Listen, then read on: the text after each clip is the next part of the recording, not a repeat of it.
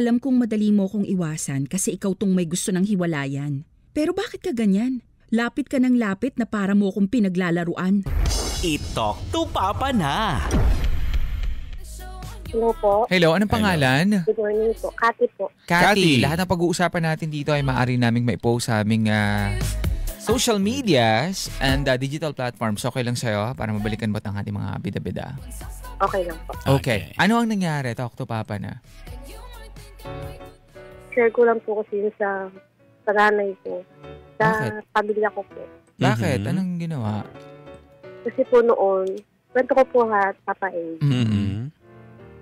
Kasi po noon, nakatira po ako, nung wala pa po akong trabaho, nakatira po ako dun sa bahay nila. Okay. Sinusustentuhan ko po sila sa pagkain. Sa bahay sa tubig, kuryente. Lahat po ng luho ng nanay ko, sinusunod ko po. Kung gusto niya magpamanik yun, sinagawa ko po. Magpakulay ng buhok. Pag naglalambing po siya sa akin, pinapaparlor ko po siya. So in short, lahat ginawa mo para sa nanay mo? Nanay ko po. Kahit po alam ko na hindi niya ako mahal. Paano? Kasi po, Papa is, 5 po kami magkakapatid. Okay, paano mo nasabi na hindi ka mahal? Kasi naiyak ako. Bakit? Damdam ko po na hindi niya ako mahal. Kahit noon pa. Kahit nung baby pa ako. Kahit nung nag-aaral pa lang ako ng kinder. Paano mo naramdaman ito? Alam ko na hindi niya ako ito? mahal. Paano? Kasi nung buhay pa po yung tunay kong tatay, talagang ramdam ko na parang ayaw niya sa akin nung dumating ako. Bunso po kasi ako, Papa, is dun sa una kong tatay. Okay. Ngayon po nung namatay po yung tatay ko, parang lalo siyang lumayo sa akin nung nag-asawa siya tapos nagkaanak pa po siya sa iba, ng isa. Parang lalo siyang lumayo sa akin. Hindi ko po yung binabaliwala ko lang yung tatay. Binabaliwala ko lang. Kasi mahal po siya, yung nanay ko po kasi siya. Pag naglalambing siya sa akin, sila mo naman yung buko, sabi niyang ganun, maano na, Tina, sabi niyang ganun. Paano mo naman, pakulayan mo naman ako. Sige ba, sabi ko, pagsahod ko na lang, wala pa akong pera ngayon. Binibigay ko po sa kanya lahat ng luho niya. Binibigay ko po sa kanya. Hanggang dumating po pa yung time na nawalan po ako ng trabaho. Na-finish contract po ako. Ano nangyari nung afternoon? Tinataguan niya po ako ng pagkain. Tapos, sinasagot-sagot po ako ng mga kapatid ko, ng ate ko. Binubugbog po ako ng kuya ko. Naanuhan po ako ng kamay. Binubuhatan talaga ako ng kamay. Na palamunin daw ako, wala daw akong kwenta. Ganun.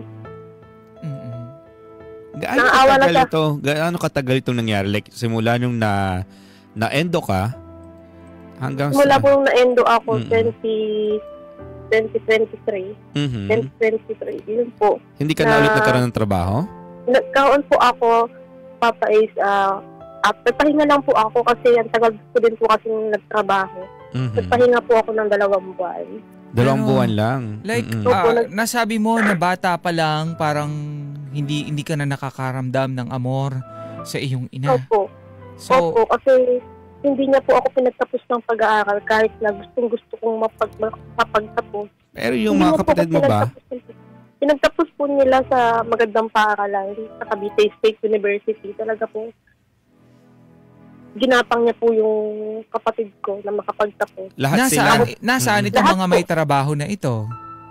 May mga asawa na po sila, may pamilya na po sila. Tapos, hindi na po nila iniintindi yung nanay ko ngayon. Tapos ikaw na lang yung nag-iintindi sa nanay mo?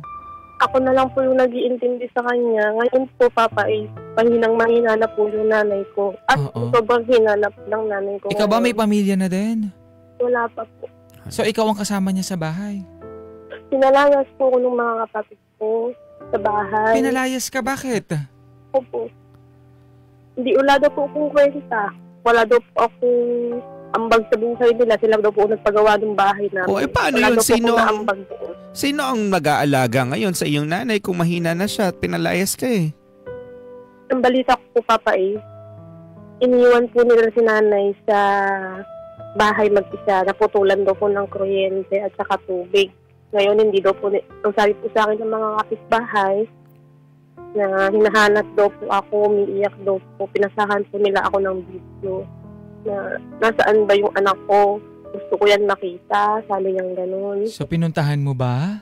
Hindi ko pa po napupuntahan, Papa Is, kasi sobrang nasasaktan po kasi ako. Kasi nung pinalayas nila ako, bagyo. Wala po akong matuluyan, Papa Is. Ang lakas po ng hangin nun. Talagang nasa kalsada po ako natulog sa plaza isang araw.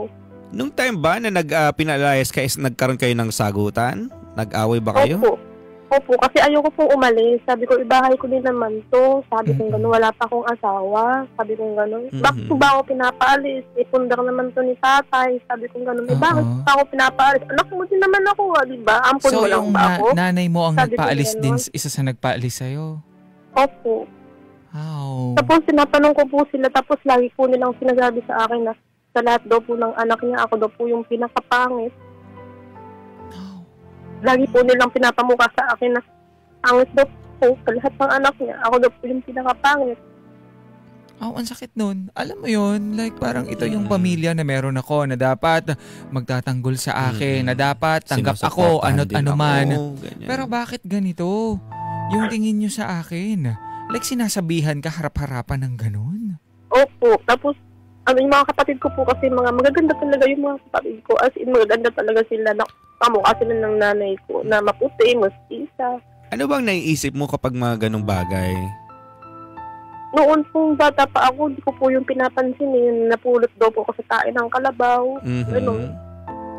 Ngayon pong nagkakaedad na ako, yung sinasabihan nila ako ng ganun, Baka parang nga. nasasaktan na ako.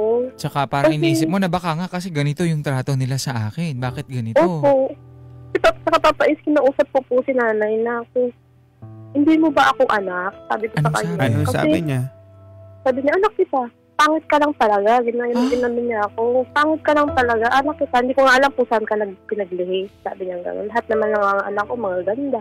Ikaw Ang lang sakit, yung pangit. Sabi niya gano'n. Ganyan din talaga yung mismong pagkakasabi niya? Opo. Talagang yung mga kapitbahay nga po namin na naawa lang din sa akin kasi grabe daw akong ituring ng nanay ko. Pero nakita naman doon ng mga kapitbahay ko na lumabas naman daw po ako sa ng nanay ko noon. Okay. Talagang So, ang nanay ko lang po kasi talaga pintasera siya at hindi niya po ako tanggap kasi ako lang daw po yung morena sa pamilya. Pero ikaw yung hinahanap-hanap, tama? Nung time na Pero- parang, Opo, hinahanap-hanap So, po nila ako ngayon. ang sitwasyon Umiiyak daw ngayon, po. may sakit ang nanay mo, mag-isa siya, ikaw nasaan ka? Nandito po ako sa malayo. Nandito po ako sa Batangas ngayon. sa Batangas. Sa Batangas. Trabaho po At ako. yung mother mo, Nandun po sa Cavite. Ano ang Cavite. gusto mong mangyari? Kasi papais kahapon lang po nakausap ko po yung kapitbahay namin. Tumawag po sa akin. Nasahan po ako ng mga picture ng nanay ko. Yung payat na po siya. Tapos ang dami pong sugat. Tapos pinasahan din po ako papais ng video na nagsasabi doon na umuwi ka na. Sabi niya gano'n. Sorry sa lahat ng mga nagawa ko. Sabi niya gano'n. Mahal kita, anak kita, hindi ka naman ampon. Hirap na ako. Sinabayaan na ako ng mga kapatid mo. Iyak po siya. Ang isa lang, iyak siya ng iyak. Tapos pinakita niya po yung madaming sugat sa mga kamay, paa. Sobrang payat niya na po. Anong Talagang plano makikita mo niyo. nung napanood tong video na to? Umiyak po ako, nasaktan ako. Tapos sinatawagan ko po yung mga kapatid ko. Hindi po nila ako sinasagot. Oo. So, Kasi- mag-isa lang siya talaga siya doon hanggang ngayon?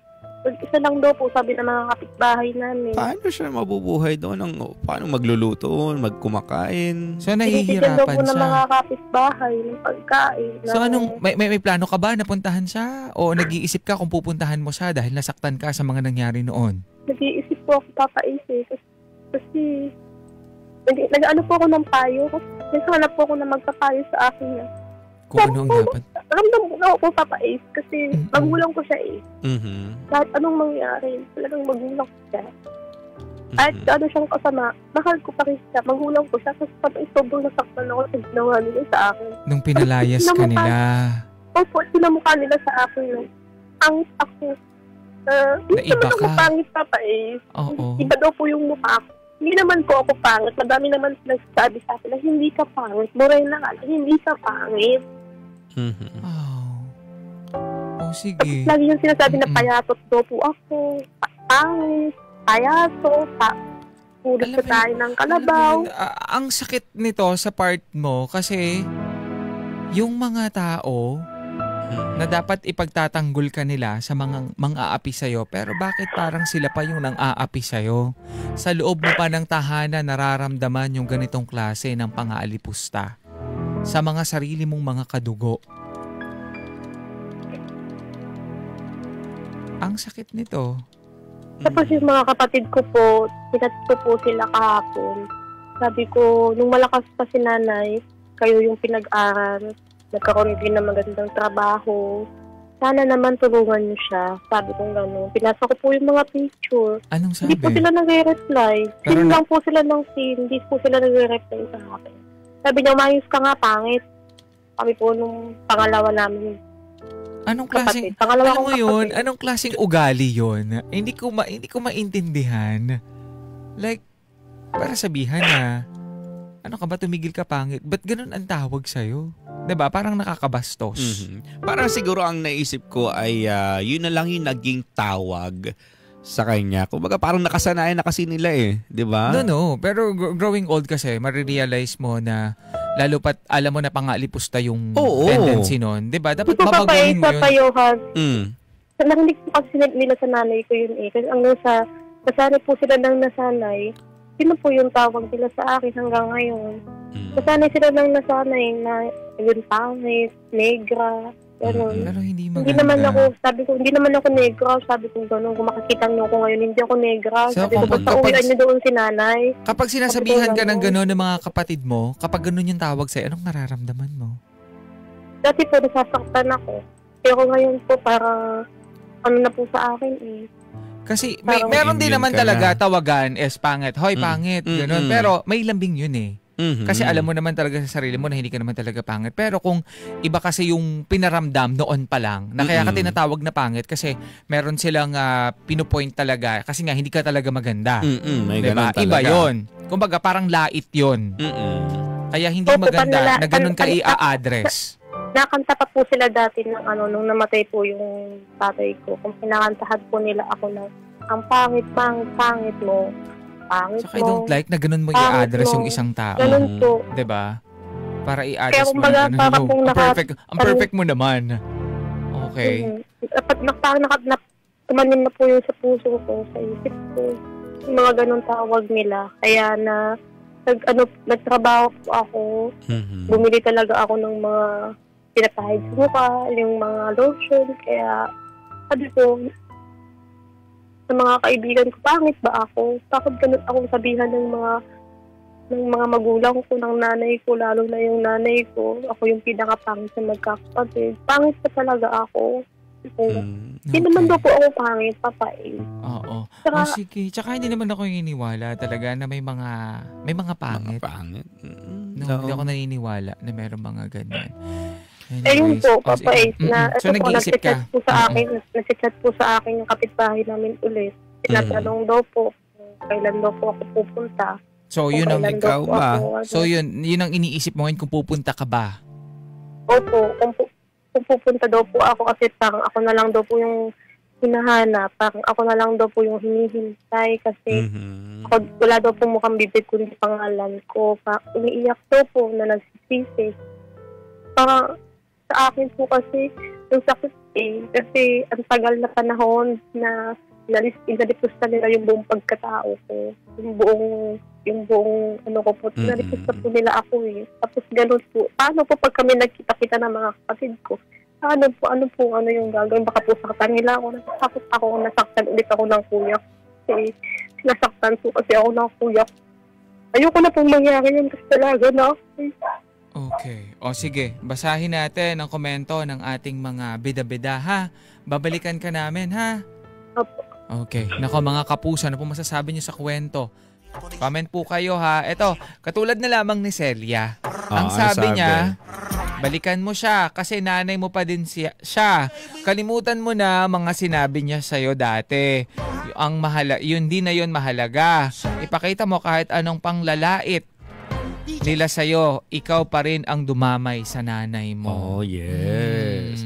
Sabi naman ni Catalina, kung ako kay ate, pupuntahan ko nanay ko. Kahit na may nagawang di maganda sa iyo, dati ang nanay mo, nanay mo pa rin siya. Sa ganon na sitwasyon, tapos magpasama ka sa kamag-anak mo o kabarangay na baka kasi kaamusaktan ka ng kuya mo, kawawa ka naman at saka yung nanay mo. At saka ikaw lang laging hinahanap ng nanay mo. Huwag mong intindihin ang mga kapatid mo. Ang importante, nanay mo at para na lang sa kanya.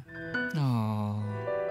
Eto, sabi dito ni Marlene, grabe yung pamilya mo, yung mga kapatid mo dapat tumulong sa'yo, sila pa ang nambubuli sa'yo at palagi mong tatandaan walang taong pangit, masamang ugali, marami.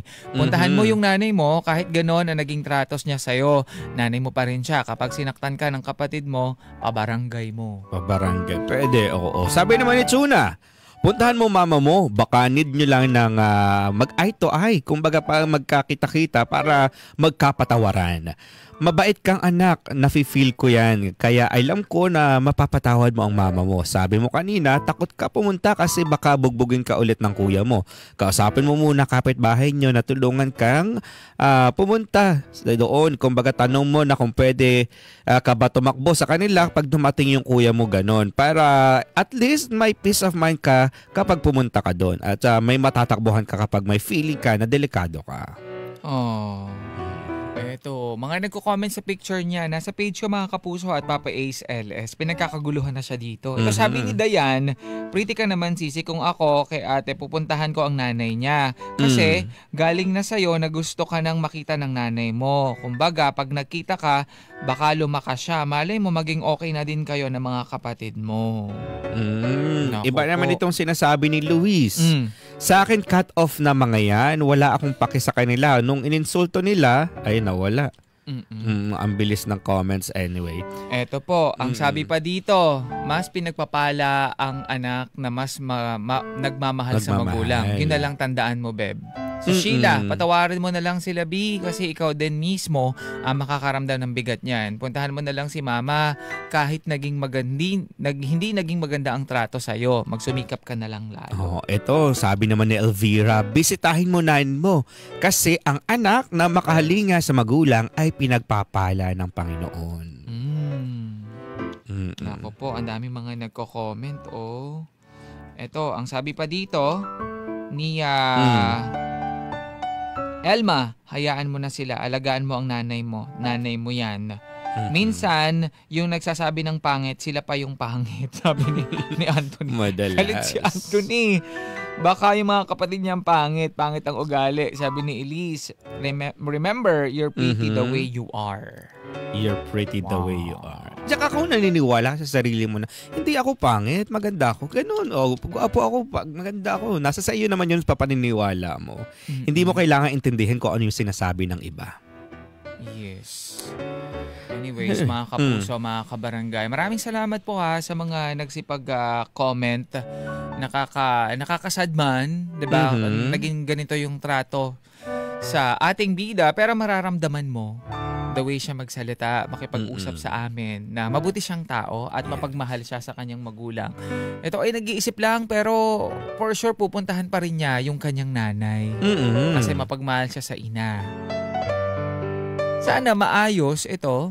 At saka, ang isa sa mga maganda na narinig ko, nag-sorry yung nanay. At na-realize niya na mali yung mga ginawa niya. Yun naman ang importante doon mga kapuso. Kapag meron kang nagawang mali, sana ma-realize mo na mali yung ginawa mo at humingi ka ng tawad. Tsaka hindi naman huli ang lahat para tawag dito, humingi ng tawad. Kumbaga parang ang sa akin kasi ang kagandahan o kapangitan ng isang tao hindi nakikita sa physical na anyo. Kumbaga lagi itong nakikita sa kung ano man ang inaasal ng isang tao. Yes. Diba? Sa kalooban yan. Tsaka, Kati, ang mahalaga malaman mo ang iyong nararamdaman. Alam ko, valid yung nararamdaman mo. Kumbaga, may katwiran siya. Lalo na may mga masasakit na karanasan mo sa pamilya mo, pero hindi mo kailangan magmadali sa pagpapasya.